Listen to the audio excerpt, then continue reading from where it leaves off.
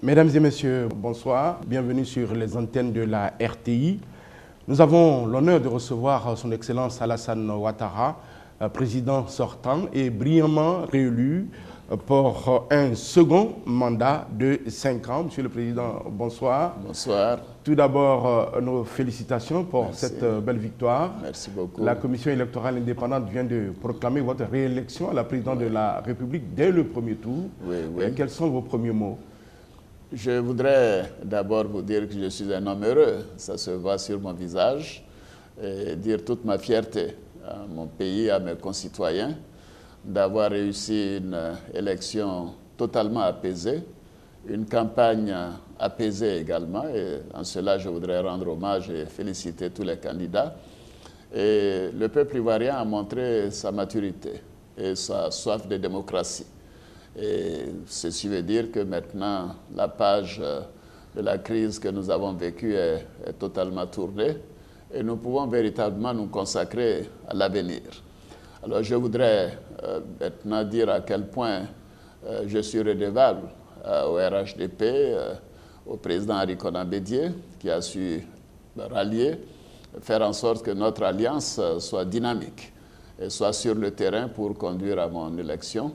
Et donc, je voudrais le saluer, le remercier lui-même et les présidents des partis membres du RHDP, mais également aussi certains partis qui ne sont pas membres du RHDP qui m'ont soutenu, le PIT, l'UDC.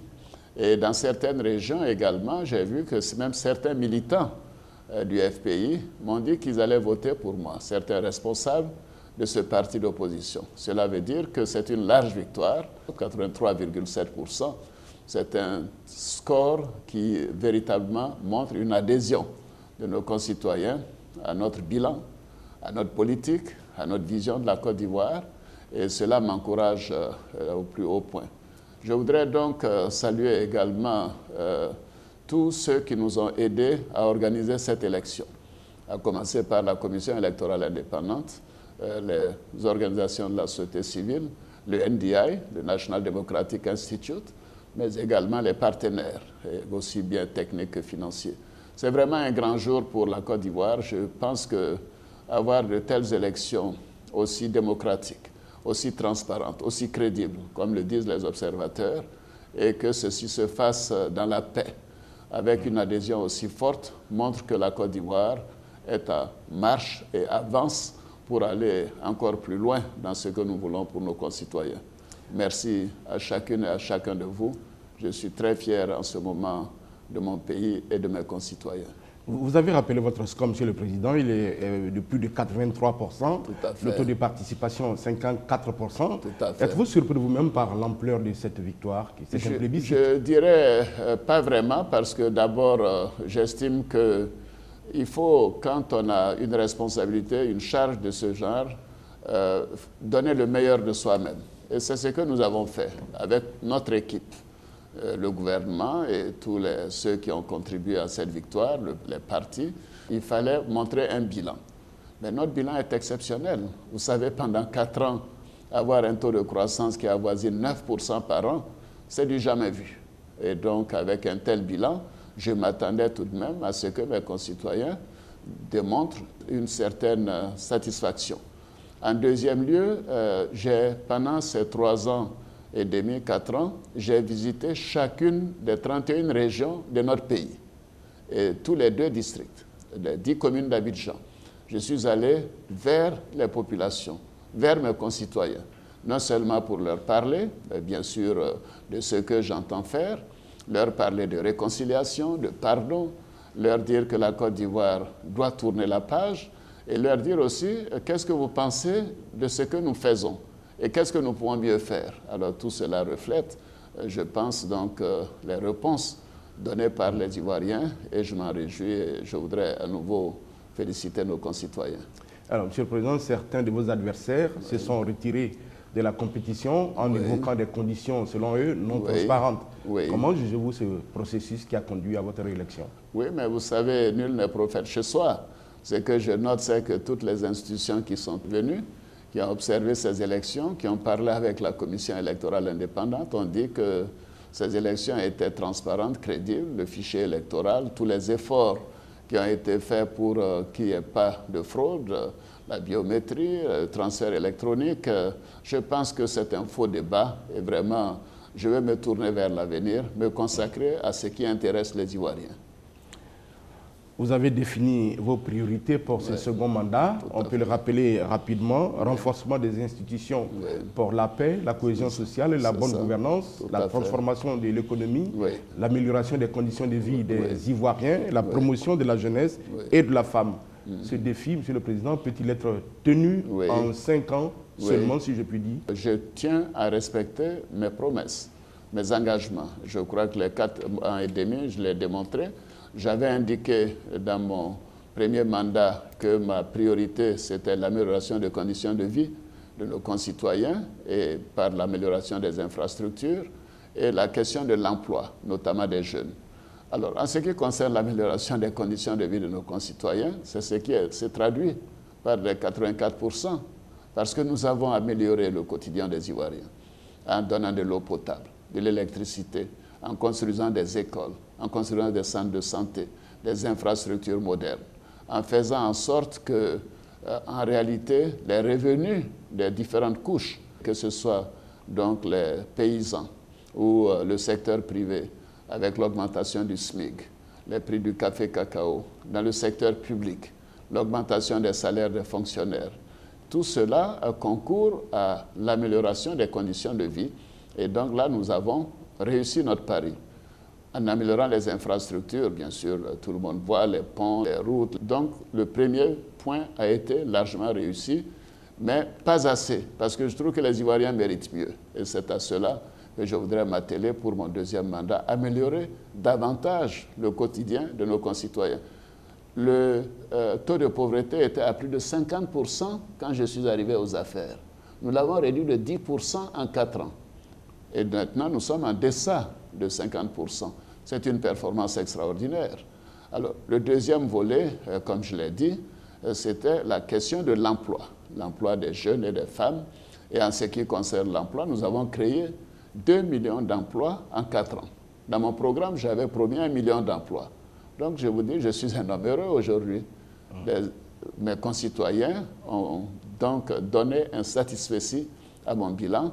Et je vous promets, chers compatriotes, que je ferai encore mieux pendant le deuxième mandat. Je prends cet engagement comme je l'ai fait pendant la campagne. Je voudrais m'arrêter, Monsieur le Président, quelques minutes sur l'emploi des jeunes, les jeunes diplômés, qui est une grande préoccupation pour tous les pays africains. Vous avez nommé un ministre chargé de l'emploi jeune. Ce secteur va-t-il faire l'objet d'une attention toute particulière encore pendant ce deuxième mandat? Vous l'avez bien saisi. C'est pour cela d'ailleurs que ce ministère est rattaché directement au président de la République. D'abord, j'ai passé 2 ans à voir les meilleures pratiques dans tous les pays qui ont fait des progrès dans ce domaine. C'est un domaine difficile, délicat. Et par la suite, nous avons fait recours au programme des Nations Unies pour le développement, au PNUD, pour savoir quelles étaient les recommandations.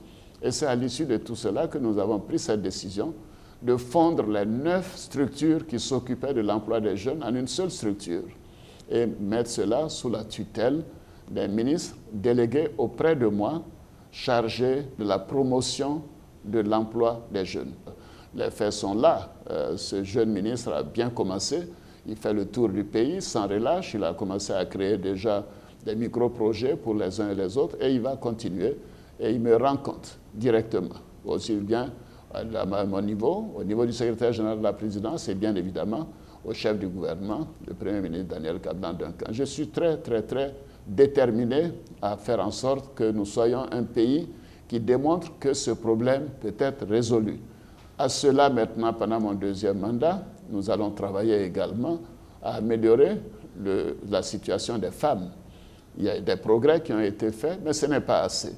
Le rôle des femmes est très important dans notre société et je m'engage à faire en sorte que cela s'améliore davantage. Donc, voyez-vous, j'ai un programme devant moi. Je suis très satisfait du score qui m'a été donné. Bien évidemment, cela démontre que mes compatriotes ont confiance en moi, en ma politique, en mon équipe, en notre vision. Et donc, nous allons continuer et nous ferons mieux, je vous le promets. Alors, Monsieur le Président, la réconciliation a été abondamment évoqué pendant cette campagne. Vos adversaires ont fait même le thème principal de leur campagne. Ce qui m'amène à vous demander, en plus de ce que vous avez fait, qu'est-ce que vous comptez ajouter pour impulser une nouvelle dynamique à la réconciliation? Vous savez, la réconciliation, je parle à mes concitoyens les yeux dans les yeux. Nous devons nous réconcilier parce qu'il faut être deux pour se réconcilier. Et ça vient du cœur. Il faut y croire. Et moi, j'y crois. J'ai tendu ma main tout le temps et je continuerai de tendre la main parce que je trouve que c'est essentiel. Mais l'un des éléments qui aide le plus la réconciliation, c'est la prospérité, l'amélioration de la situation économique de chacune et de chacun d'entre vous. Et deuxièmement, c'est le pardon. Que chacun de nous accepte de pardonner l'autre et de dire « nous voulons aller de l'avant ». Et troisièmement, faire en sorte que la justice fasse son travail, qu'il n'y ait pas de discrimination, que tous les citoyens soient traités de la même manière. Voilà, ça c'est en cours. Et enfin, l'indemnisation des victimes et de leurs proches. Ceux qui ont tout de même perdu des proches, perdu des biens et évidemment ont été traumatisés par cette crise, méritent une attention spéciale et c'est ce que fait actuellement la CONARIV. Donc je me félicite des progrès qui ont été faits dans le domaine de la réconciliation. Mettre la réconciliation sur un seul sujet, cela est inadéquat. La réconciliation doit concerner tous ces chapitres et moi je continuerai ce que je suis en train de faire et le score de 84% avec un taux de participation de 54% montre bien que nos concitoyens partagent notre vision de régler ce problème de la réconciliation. Comme sur tous les autres points, nous devons continuer d'aller de l'avant, nous devons accélérer notre action et je promets de le faire. Vous avez dit votre main est tendue, elle est tendue à l'opposition. L'opposition sera-t-elle appelée au gouvernement, Monsieur le Président? Non, cela non, ce n'est pas ma vision des choses. Je pense que quand on gagne une élection avec des alliés, nous devons gouverner et présenter notre bilan. C'est ce que nous avons fait. Nous avons gouverné ensemble, les membres du RHDP, et nous avons un bilan qui est un bilan extraordinaire. Nous continuerons ensemble. L'opposition doit jouer son rôle d'être dans l'opposition. Vous savez, les gouvernements de transition et les gouvernements d'union, en général, ça ne donne pas preuve d'efficacité. Bien évidemment, il faut tenir compte de la répartition géographique. Donc, dans un gouvernement, ce sont des choses importantes. Donner un rôle plus important aux jeunes, un rôle plus important aux femmes, tout cela, nous allons le faire. Pendant la campagne, Monsieur le Président, vous avez appelé un Ivoirien nouveau pour aller à l'émergence. Y aura-t-il un ado nouveau? Si oui, à quoi cela va-t-il ressembler? Mais un ado nouveau, je ne sais pas, mais moi j'ai toujours donné le meilleur de moi-même pour mon pays. Tout le monde sait que je travaille des heures par jour, que je suis très rigoureux sur mes rendez-vous, que j'essaie de faire en sorte d'avoir de la considération pour les autres. Quand on téléphone chez moi, tout le monde vous dira, je rappelle toujours ceux qui m'appellent. Donc je veux effectivement un Ivoirien nouveau, un Ivoirien donc, qui soit plus travailleur, plus rigoureux, plus discipliné, qui épouse en réalité les éléments de notre hymne national. Nous voulons l'union, nous voulons être disciplinés, nous voulons travailler. Et aussi qui ajoute les éléments du loufouettisme, la tolérance, la paix. C'est grâce à cela que la Côte d'Ivoire a été en paix. Mais voyez-vous, le fait que nous ayons tourné la page donc, de la violence électorale depuis un quart de siècle, ceci montre que nous allons entrer de plein pied dans cette idée de créer un Ivoirien nouveau avec ses valeurs fondamentales de la nation et de l'oufouettisme. Dernière question, Monsieur le Président. Malgré un bilan jugé positif et qui a contribué à votre brillante réélection, les besoins sont énormes, vous l'avez rappelé tantôt. Tout à fait. Quelles sont les deux actions plus fortes que vous allez imprimer pour aborder ce deuxième mandat? Mais vous savez, les deux actions plus fortes, c'est d'accélérer ce que nous sommes en train de faire. C'est cela, plus d'efficacité, plus de vitesse dans ce que nous faisons. Et en deuxième lieu, mettre l'accent sur la promotion des jeunes et des femmes. Bien évidemment, la réconciliation continuera d'être un domaine important, mais si tout se passe bien au niveau de chacun, au niveau de chaque famille, au niveau de chaque région, vous allez voir que la réconciliation continuera de prendre le dessus et que les choses iront très très bien pour notre pays. Donc je voudrais dire à mes concitoyens que je suis un homme heureux, je suis très fier de vous, chers concitoyens. Je pense que les Ivoiriens ont démontré à la face du monde que nous pouvons surmonter nos épreuves, que nous pouvons aller de l'avant ensemble, que nous sommes engagés ensemble et que la Côte d'Ivoire est un grand pays, la Côte d'Ivoire est un beau pays et la Côte d'Ivoire continuera de gagner, comme nous l'avons fait ces 4 dernières années. Je vous remercie pour votre confiance. Merci, chers concitoyens. Et merci à vous, Monsieur le Président, d'avoir accordé votre première interview radio-télévisée à la RTI. Merci, ceci est tout à fait normal. Merci beaucoup.